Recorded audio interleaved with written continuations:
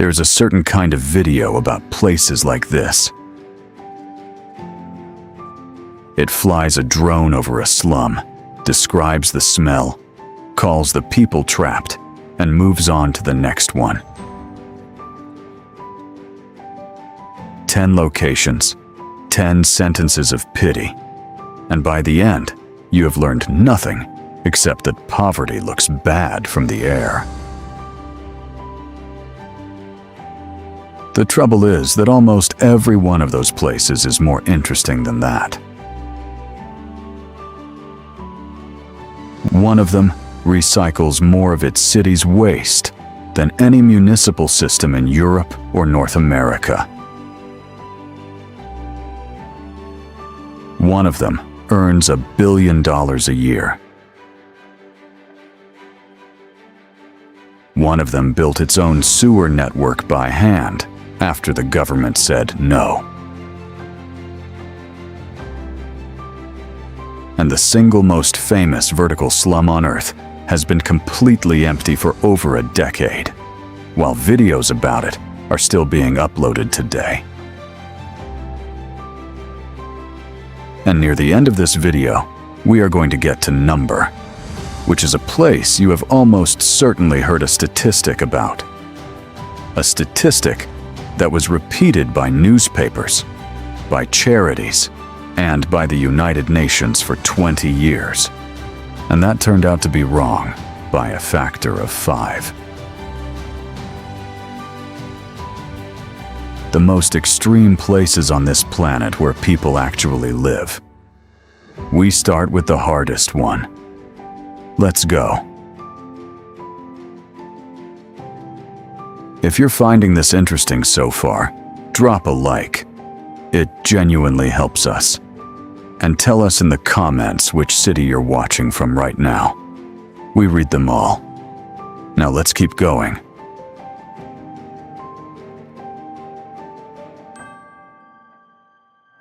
Manila North Cemetery, Philippines. There is a neighborhood in the capital of the Philippines where every house is a tomb. Manila North Cemetery covers roughly 54 hectares in the middle of the city.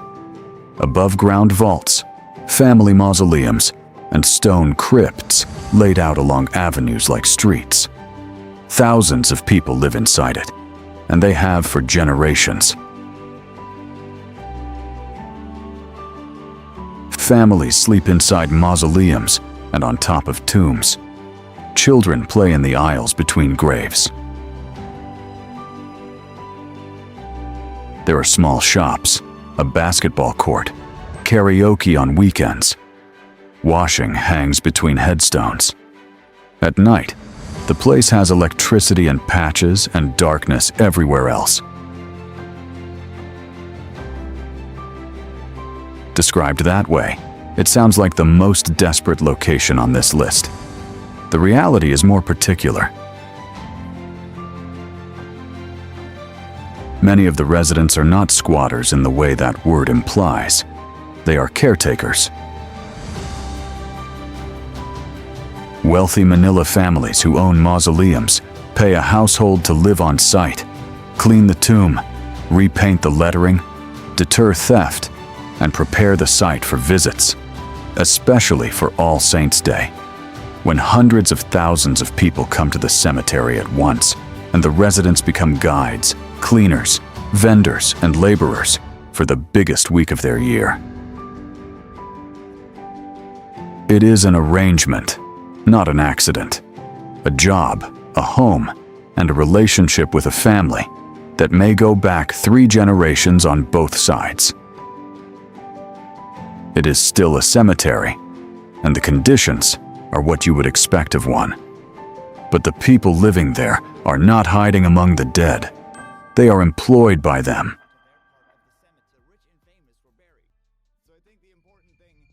Ghazipur Landfill, Delhi, India.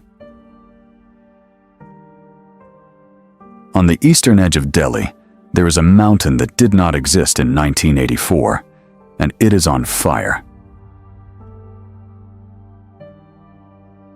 The Ghazipur landfill has been receiving Delhi's waste for over 4 decades.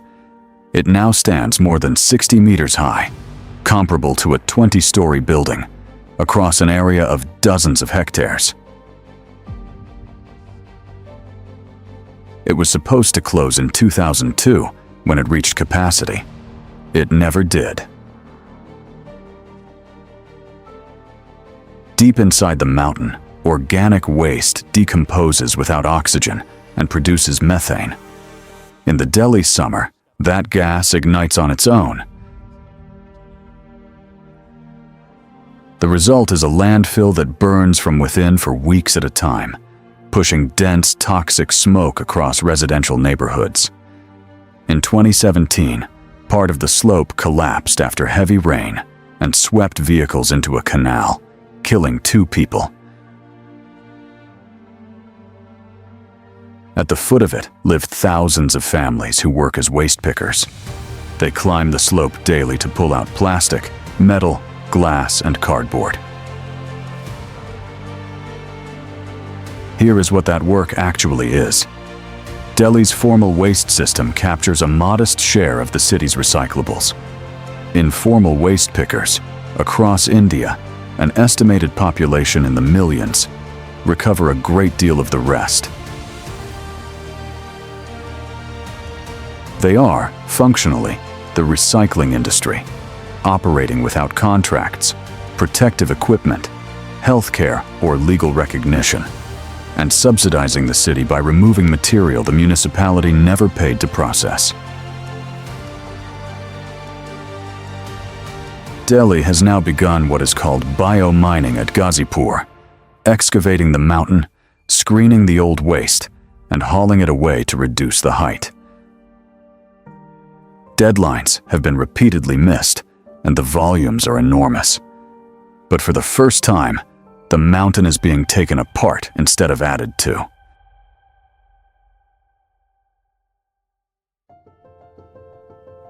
The Coffin homes, Hong Kong. In one of the richest cities on Earth, more than 200,000 people sleep in a space smaller than a parking bay. In districts like Sham Shui Po, ordinary apartments have been cut apart. A single legal unit chopped into 3, 4, sometimes 6 separate homes, each behind its own padlock, sharing one toilet down the corridor.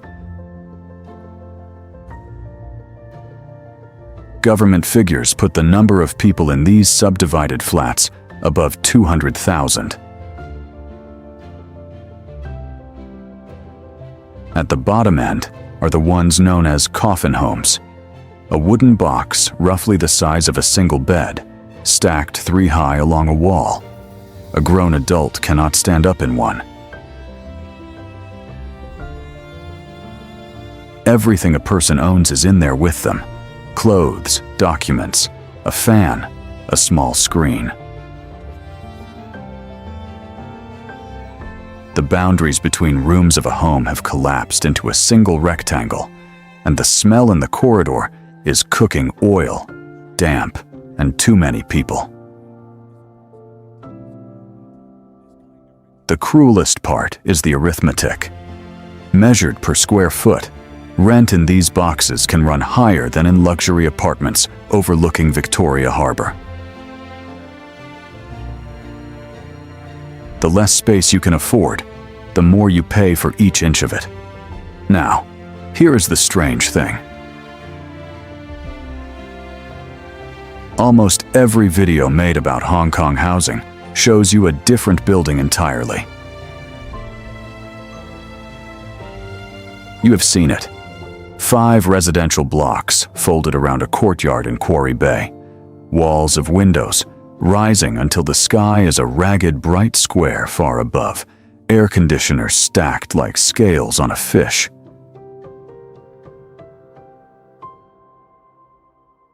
The internet calls it the monster building. It appeared in Transformers. Tourists queue in the courtyard for the shot, so many that residents have put up signs asking them to keep the noise down. It is not a slum. It is ordinary, legal, middle-class housing built in the 1960s, with lifts, management, and neighbors whose main complaint is tourists. So this is the rule for everything that follows. The place that looks like a dystopia from the air is usually fine. The one that looks completely normal from the street is where somebody is sleeping in a box.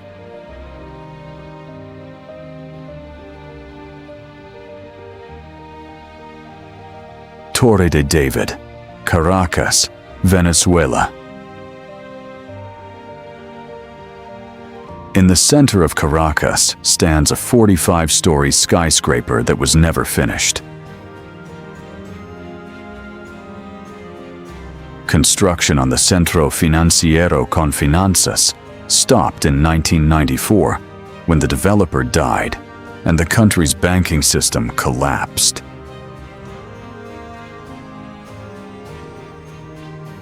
What was left was a concrete skeleton. No lifts, no windows, no water, no electricity, no railings on the balconies. In 2007, families began moving in. At its height, more than 3,000 people lived in that tower. Every documentary about it stops there. The reality was far stranger. The residents did not simply squat. They organized. Each floor elected a coordinator. There was a resident council that collected fees for shared costs and vetted new arrivals. People ran shops out of their apartments, grocery stalls, a hairdresser, a dentist. Motorcycles carried residents up a ramp to the 10th floor, and above that, everyone walked. Families laid their own water pipes, floor by floor, hauling materials up by hand for years. Some apartments had tiled floors and satellite television.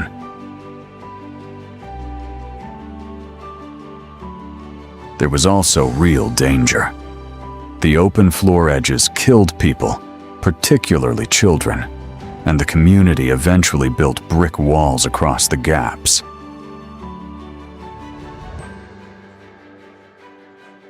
And here is the thing almost no video mentions. Nobody lives there now. The Venezuelan government evacuated the tower in 2014 and 2015, relocating families to housing outside the city.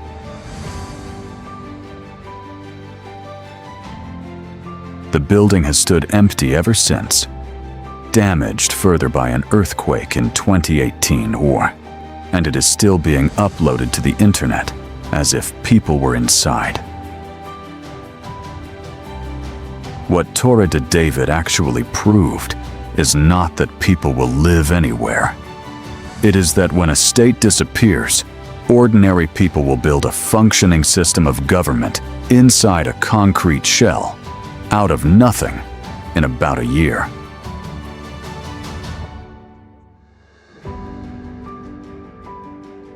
Makoko, Lagos, Nigeria. On the Lagos Lagoon, beneath the third mainland bridge, thousands of wooden houses stand on stilts above the water. From above, they look like a floating city. Rusted corrugated roofs packed edge to edge, canoes moving through channels instead of streets. There are no roads. There is no municipal water supply and no sewerage. Waste goes into the lagoon that everything else floats on. Children learn to paddle before they can properly walk, and they paddle through water that carries a real disease burden. Fires spread fast in a settlement built entirely of wood. The word usually used for Makoko is squalor.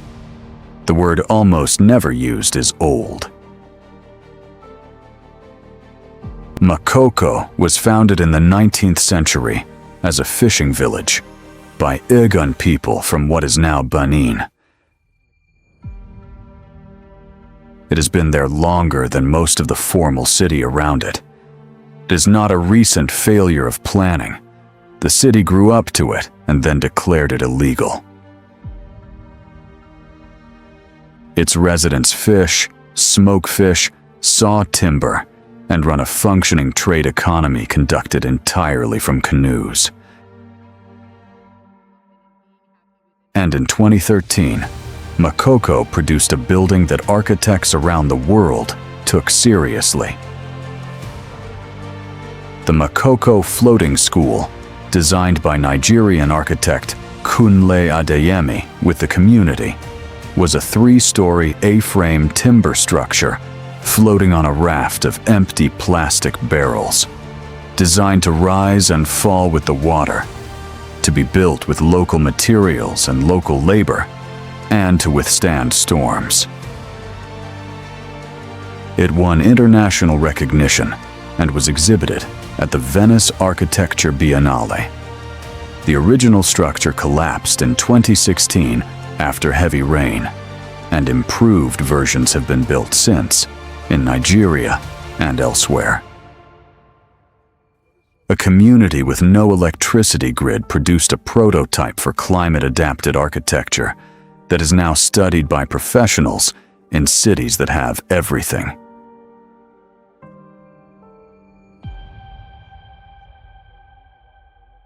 Manshiyat Naser, Cairo, Egypt. At the base of the Mokattam Cliffs on the eastern edge of Cairo is a district the world calls Garbage City. The name is literal. Trucks and donkey carts bring the household waste of Cairo directly into the neighborhood. It is piled on the ground floors of apartment buildings, stacked in doorways, spilling into the streets.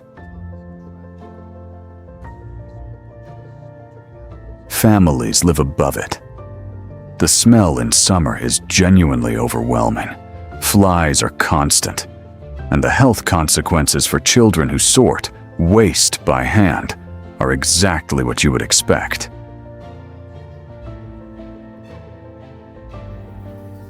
Now the part they never say. The people here are called the Zabaleen, mostly Coptic Christian families, who came from Upper Egypt from the 1940s onward. They collect waste door to door across much of Cairo for a small fee using their own vehicles. And they recycle around 80% of everything they collect. Read that number again in context.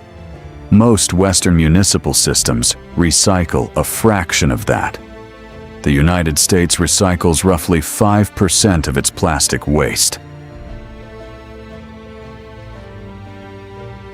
A community with donkey carts and hand sorting, operating with no government support at all, achieves recycling rates that no funded, mechanized, well-intentioned European or American program has come close to.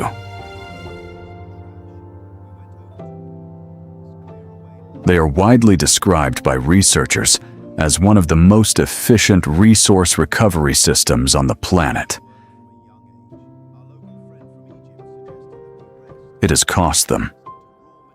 In 2009, during the swine flu panic, the Egyptian government ordered the culling of every pig in the neighborhood, around 350,000 animals that had eaten the organic waste and formed a core part of the family economy.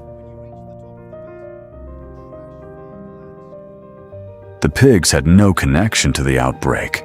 Organic waste piled up in Cairo's streets afterwards. The Zabaleen have been competing against contracted foreign waste companies ever since, companies that recycle a small fraction of what they do.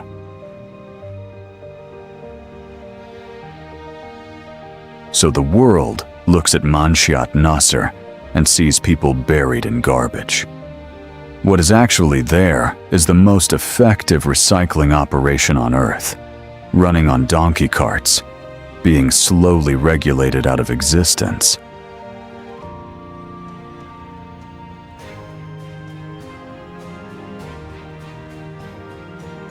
Dharavi, Mumbai, India.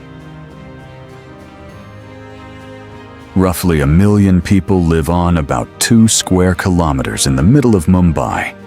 Depending on the boundaries used, that is a population density above 250,000 people per square kilometer, among the highest anywhere. The alleys are narrow enough that 2 people pass sideways. Sanitation is severely inadequate. In parts of Dharavi, a single toilet block serves hundreds of people. In monsoon season, the water rises into homes. During the summer, the corrugated roofs turn interiors into ovens. All of that is true, and none of it is exaggerated. But Dharavi is not a place people go to be poor. It is a place people go to work. Inside those 2 square kilometers are thousands of workshops. Leather tanning and finished goods that end up in shops in Europe. Textiles and embroidery. Pottery in the Kumbarwada quarter, worked by a community that has been firing clay here for over a century. Food production, and above all, recycling.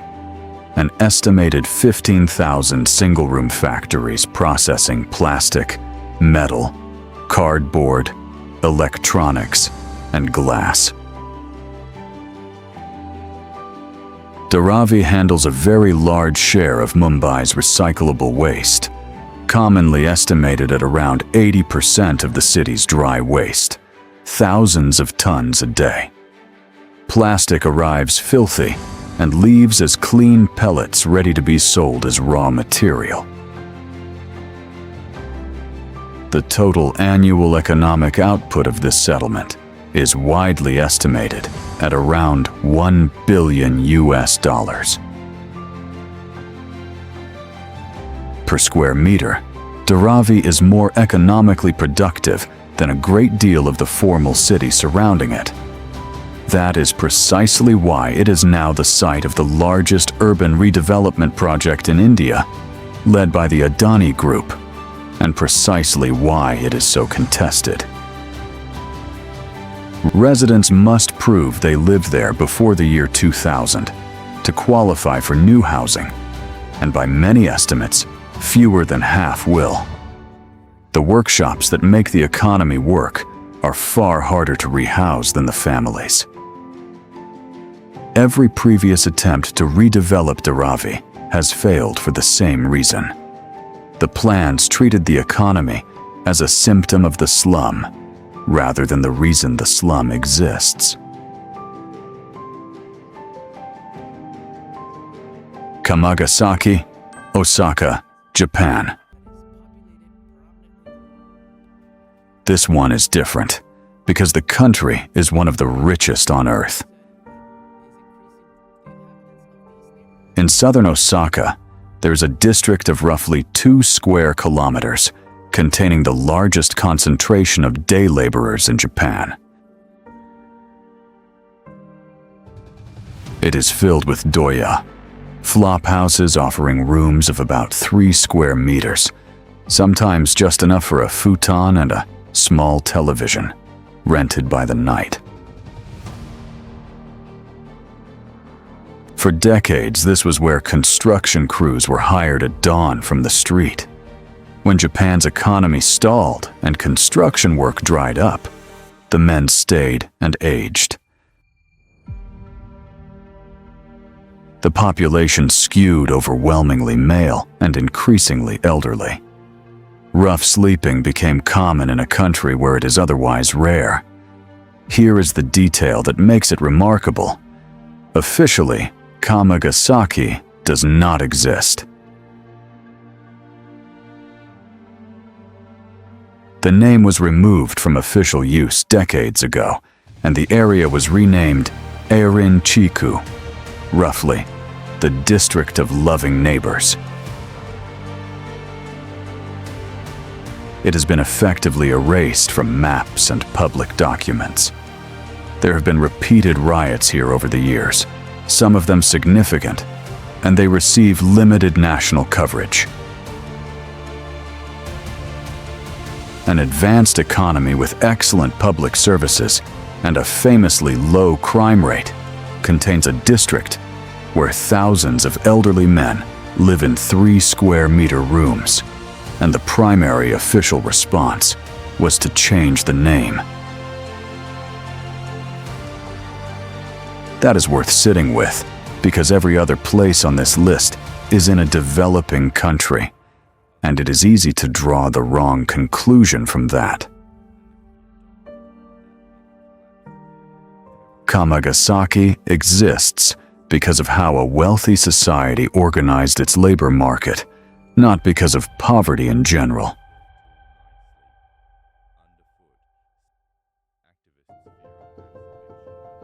Orangi Town, Karachi, Pakistan. Orangi Town in northwestern Karachi holds well over 1 million people. For years, it was routinely described as the largest informal settlement in Asia. It grew from refugee resettlement in the 1960s and expanded without plans, without permits, and without infrastructure. In the late 1970s, the specific problem was sewage. There was none. Waste ran in open lanes between the houses. Mortality from waterborne disease was severe. Residents petitioned the government for years, and the government's position was consistent. Too expensive, too large, not a priority. So in 1980, a social scientist named Akhtar Hamid Khan started something now studied in universities worldwide. The Orangi pilot project did not build sewers. It taught residents to build their own. The project surveyed the lanes, produced simple engineering plans, trained local people to do the work, and set one rule: the community paid for and built everything inside their own lane, and the government was responsible only for the trunk mains it should have provided anyway. Because residents did the labor themselves and bought materials directly, the cost came out at a fraction of official contractor estimates. By the project's own accounting, a small share of what the state said it would cost. Over the following decades, residents of Orangi laid sewer lines serving on the order of 100,000 households, financed almost entirely by the households themselves. Child mortality in the served lanes fell sharply. The model has since been studied and adapted in other cities in Pakistan and abroad. Not a charity project, not foreign aid. 1 million people who were told no and built the sewer system themselves, lane by lane.